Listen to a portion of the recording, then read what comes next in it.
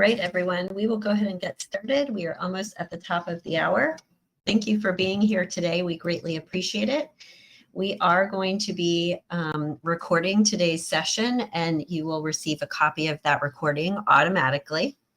So look out for that in your email in the next couple of days.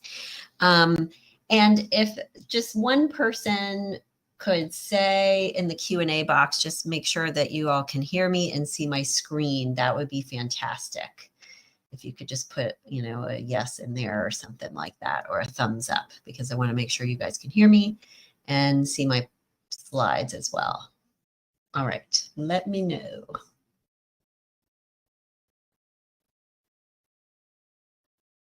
Okay, great.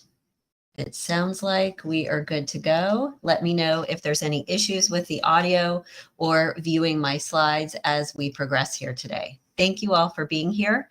I'm Hallie Crawford, certified career coach, speaker, and author. Our company is Create Your Career Path, and we are happy to provide this free content to you all about dreading going back to work and how to find that fulfillment again in your career, whether you had fulfillment before and you've lost it or you never did in the first place.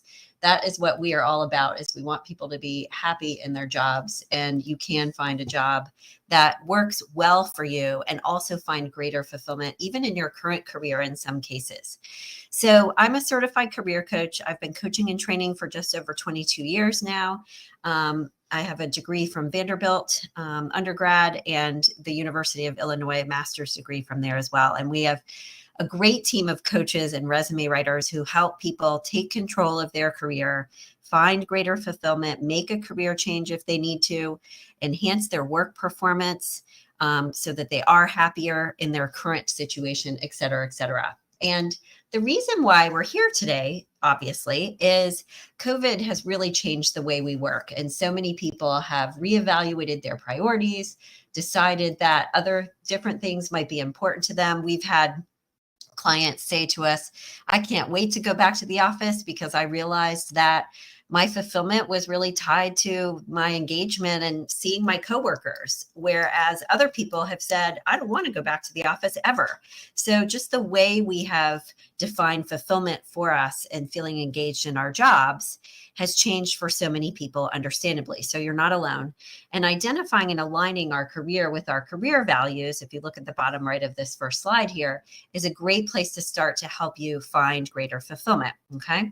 So one of the things, we're not going to do live polls today because we've got a limited amount of time, but the first thing I want you to think about is kind of how unsatisfied are you? Are you slightly unsatisfied? So you'd like to try to see if you can make changes at your current position to see if that helps, because you might be able to stay. Are you significantly unsatisfied, but you're not sure whether you can make enough changes where you are? And maybe you need to make a change, but you're not sure how dramatic the change needs to be. Or if you're about to walk out the door, these are things that obviously we want you to think about right away. And you just kind of want to get a sense on a scale of how unsatisfied you are, because we find with our clients, normally one of the good news pieces is that even if you're not totally fulfilled at work, 9 times out of 10, you can make a course correction or changes where you currently are that can help you a lot. Like very small steps and small things can actually make a really big difference. And I'll show you our agenda for today while I just reiterate this additional point too, is usually people, when they come to us, they feel like, oh, I have to go do something completely different and turn my life upside down in order to be fulfilled. And normally they are able to make more of a course correction, like a more subtle shift than they thought they would need to otherwise. Okay. So we're going to help you today with how to get out of this summer blues, defining fulfillment first, why that's important, why we want you to look at and closely review our ideal career model that we use with our clients. And we want you to be creative with kind of brainstorming different options, because by the way, you can just kind of poke around and look at what else is out there before you decide whether you need to make a move. Sometimes people will even go on interviews and say, you know what? I have it better where I am now than I thought I did. So I'm going to stay put. Remember, you're in control. So the first thing that we want you to think about or start out this process with is we want you to have, sorry about that. Let me just turn that off, everybody.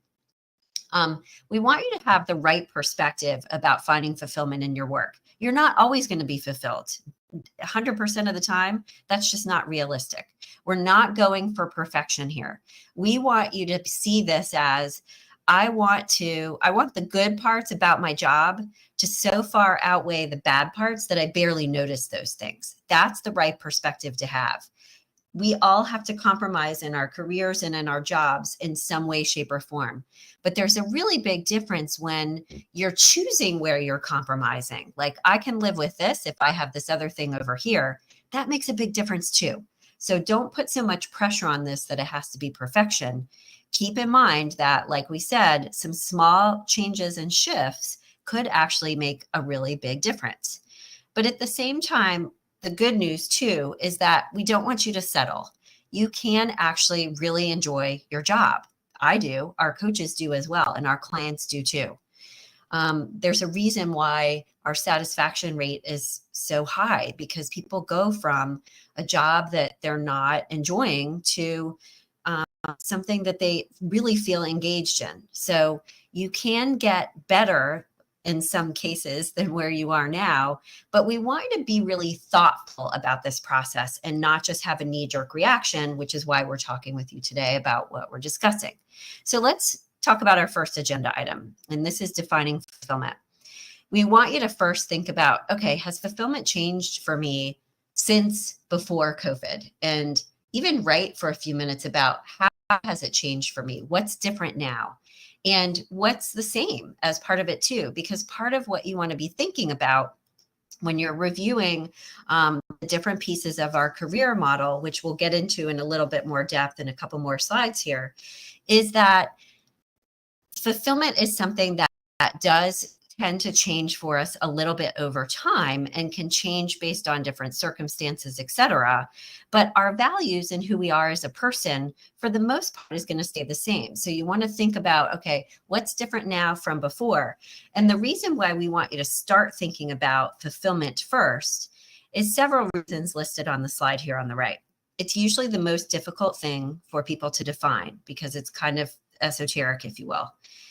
It impacts all aspects of our career fit and satisfaction. So the reason why fulfillment is in blue on our career model here is that it impacts and influences everything else. If you're not using or leveraging your strengths on a regular basis, you're not going to be fulfilled. If you don't feel you're being compensated adequately, you're not going to be fulfilled. They all interact with fulfillment in some way, shape, or form. Okay. And when we're not fulfilled at work, it bleeds into our personal lives. It's just inevitable like that. We spend a lot of time at work. It's worth finding a path to that greater fulfillment. Now, how do we define fulfillment? There's lots of different ways to do this, and that's why we're here today. One thing that we would encourage you to do is dig underneath any childhood dreams that you had. Dig underneath any current interests or hobbies that you have now, or just that you're passionate about. What do you read when you're picking up a book or the newspaper? Or what TV shows are you drawn to? What do you talk about with your friends and family?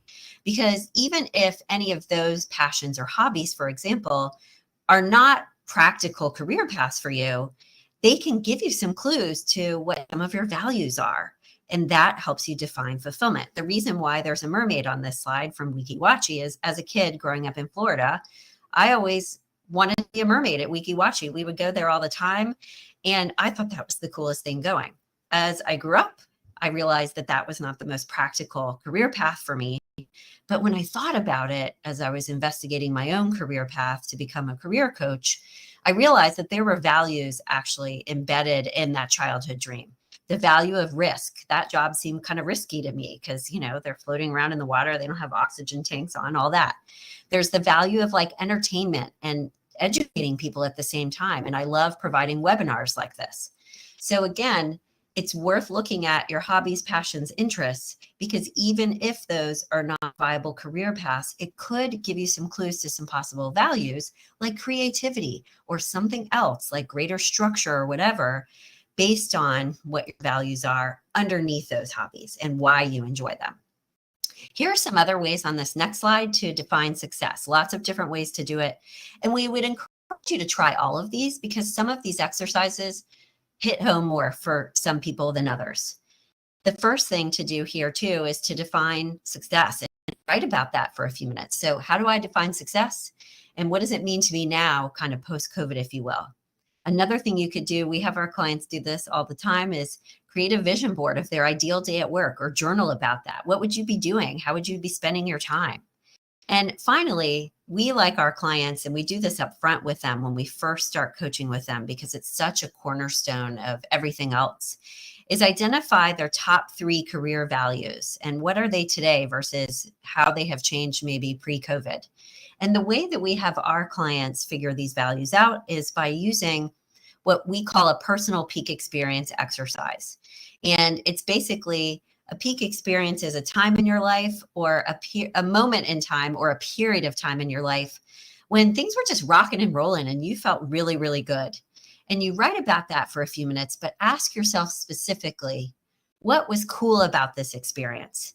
Because it's a little less about who you were with, what you were doing, that kind of thing, and a little bit more about what about that experience was so appealing to you.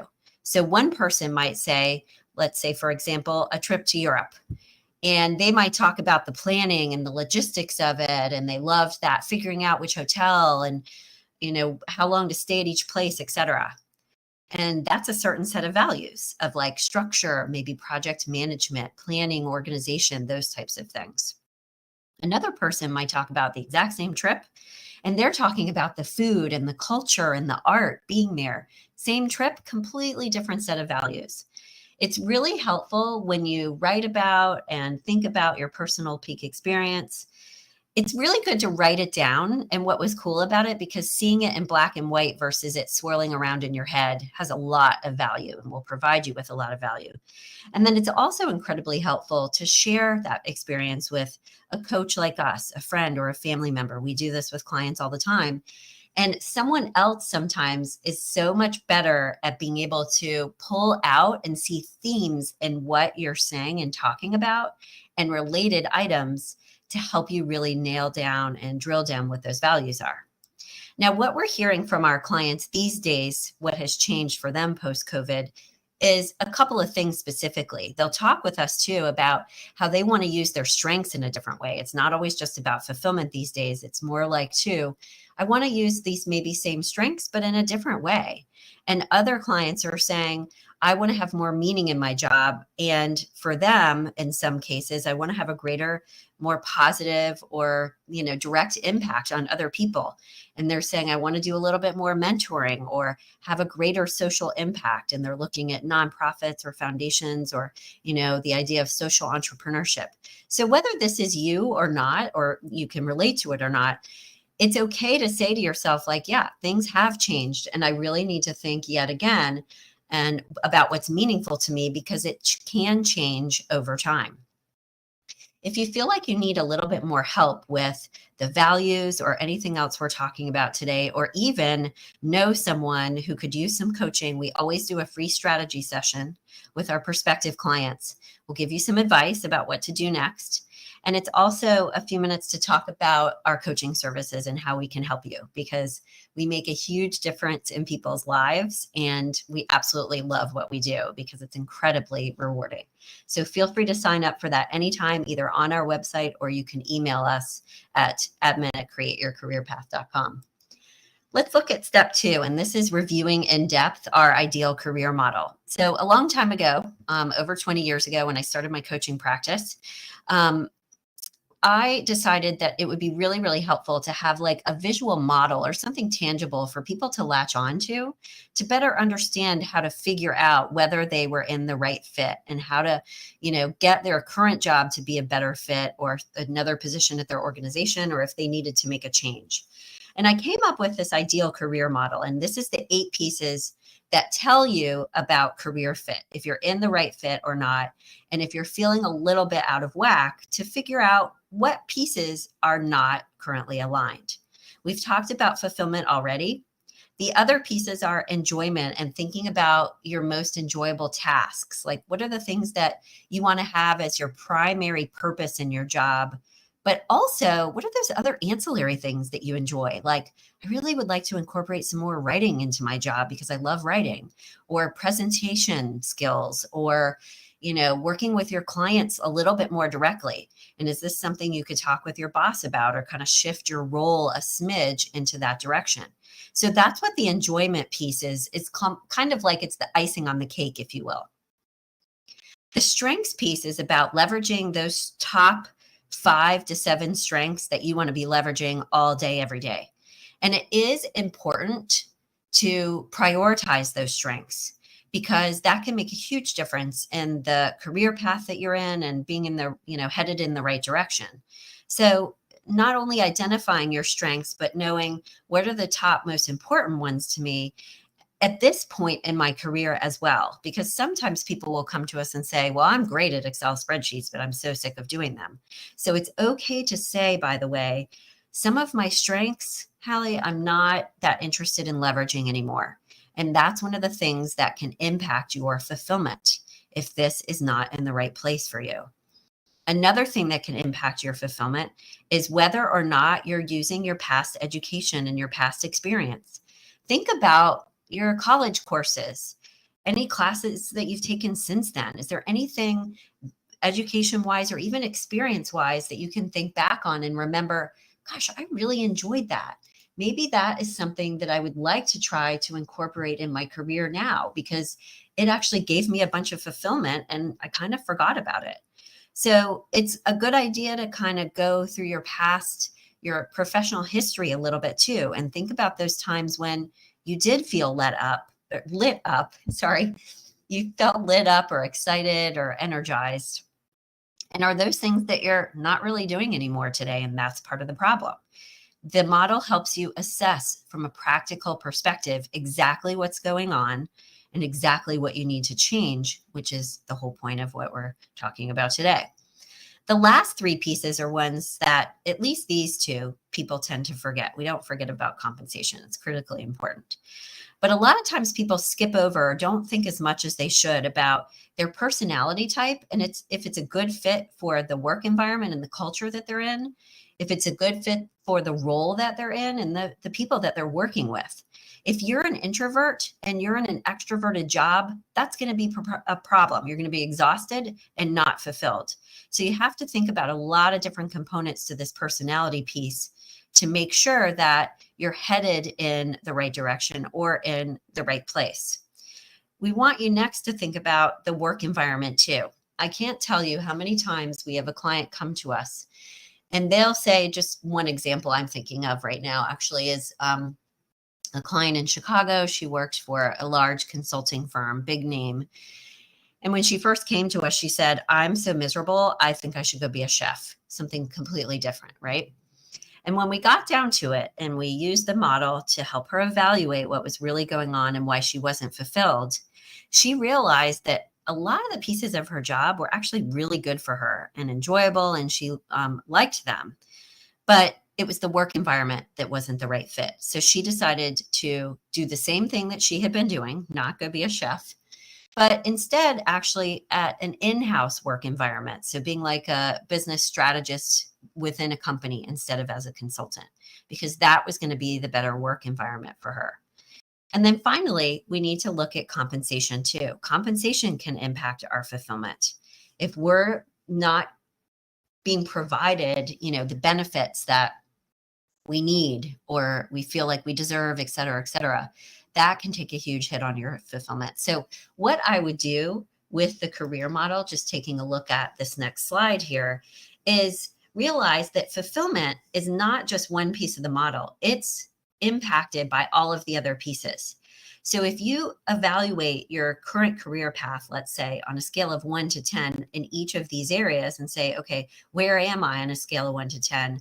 That's going to help you start to figure out which piece is out of whack and how big of a change you may need to make, where you need to make some adjustments. So just remember that although values are like your guidepost to fulfillment, like we talked about earlier, and ideally we want your career path to be aligned with your values as much as possible, those values can come from or be exhibited in any of these pieces of the model. And if I were to suggest one, like the best take home, assignment or homework item from our session today, that would be to review in depth our ideal career model and really figure that out, because I think it's the easiest thing to do, but also gives you the most clarity in the shortest period of time of what's going on, what's working and what's not. Step 3 is to get creative with your options. So on this slide, you'll see that this whole process of figuring out, do I stay or do I go? Do I make a career change or not? And just even thinking about, a job search is no one's favorite thing. Nobody likes it. I think in the 22 years we've coached, I think I've heard maybe one person say they really like networking and job searching like as part of that. So normally we just stay put. And we look back in another couple of years and we realize, okay, I'm still unhappy and I didn't do anything about this. And part of the problem why we stay where we are is because there's so many factors to consider. The economy changes, like it's just easier in some ways to stay put, right? And as a result, we become overwhelmed. We get more fearful and stuck over time. And we just don't know where to start. So we stay where we are. And it's just, that's not what we want anyone to do. We try to break it down in measurable baby steps as much as possible. One of the other things that you can do as part of leveraging the career model that is a really great exercise too, is to create a likes and dislikes list from your current job and previous jobs. If you take a look at this next slide, think not just about on the left-hand side of the page, okay, what do I like now? And what have I liked in the past too? And then on the right-hand side of the page, write your dislikes and then come up with, okay, based on my dislikes, what would I rather have instead? So start to think about, okay, what do I want in the long run? Identify the themes between the things that you're thinking about and you're seeing in your lists. Clarify for yourself what is permanent dissatisfaction versus short-term dissatisfaction. It's a hard word to say. Like, is this just because I'm not happy working with this particular client or on this particular project right now? That's one of the things we want you to think about too. Because as we said earlier, usually some small changes can have actually really, really big results. And we always want people to look in their own backyard first, because you never know. Like, it's worth, even if you've decided I'm going to make a job change and start a job search and just kind of see what happens. But I'm also going to make some changes where I am now as much as I can. And the way I approach my day and how I prioritize my tasks and the work I volunteer for or ask for, a different type of project or whatever it is. It's always good to do that to feel better where you are if you can, because that will make just everything better. And even if you decide you need to move on, you'll be in a more positive place no matter what. Some ways that you can get ideas, even if you want to just stick your toe in the water and kind of see what else is out there. This can help you, even if you decide, I don't want to make a change and I'm not ready to do that. Sometimes though, even looking at the job boards, career websites, and other people's LinkedIn profiles about what they do can give you ideas about how you could shift your career or perform your current job a little bit differently. You could brainstorm creative ways to approach your current job to find greater fulfillment with a coach like us, friends, family members, a mentor. Any of these people might be able to help you brainstorm, okay, what could I do a little bit differently to feel a little bit more jazzed about my job? Okay. And when you're thinking about and going through our career model and starting to identify what needs to be different and how or what action steps you want to be taking, use an Excel spreadsheet or something, a journal or whatever, to track your action steps and brainstorm those different ideas about making changes. Here's why. It's not enough to just say, okay, I'm going to do these exercises and then I'm just going to kind of try to make some changes and see what happens over time. Too many people will call us 1 year and not sign up for coaching. Let's say we had one just really good example of this. It was almost a year to the day. He didn't sign up for coaching, called us a year later, said, I didn't do anything about what we talked about. So now I need to hire you. It's that accountability piece. It's really important to incorporate fulfillment into your career plan. It's not just about getting that next promotion or, the next job or whatever it is, the next certification. How can you stay organized with creating greater fulfillment in your job now or in your next career path more proactively? This is one of those things that we tend to forget about, and we focus so much on salary, on our strengths and moving up or whatever it is, that it's like, wait, is this really what I want at the end of the day? And how can I get my values honored on a regular basis consistently? Okay. When we talk about alternative jobs and even just kind of looking at what else is out there, just to kind of poke around and get ideas, these are the websites that we like and we suggest. They're really good career brainstorming sites. These are the 3 that we prefer and recommend to our clients. And then the job boards that we like are listed here as well. If it would help you to say, gosh, okay, let me plug in my job title and just see what else is out there. And ooh, all of this doesn't sound very good. I think I have it really good where I am, for example. And then it's also a really good idea to look at industry specific job boards as well. If you decide to perform a job search and it is time to make a move because you can't find that greater fulfillment where you are, narrow down the field by identifying industry specific job boards so that you can target your industry as much as you possibly can. So as we start to close here, as a quick reminder for those who may be joined just a little bit late, we are live streaming on YouTube. So our video will be there, but you also will automatically get a recording of today. Please, if you don't feel like you need additional coaching right now for any reason, please send us referrals. We love and appreciate those, especially if you're a current client right now, and we do give you a bonus for those. And for those of you who feel like you could use some additional help, feel free to contact us. There's no pressure. You don't have to sign up at all or right then, but I'd be happy to talk with you about how we can help and customize a plan for you based on what you can invest in terms of time and money and everything else. We just absolutely love what we do, and we would be happy to help, as I said earlier. Thanks again for your time, everyone. We really appreciate it. Look out for the recording over the course of the next couple of days, and we appreciate your time and attention. Have a great day. Good luck.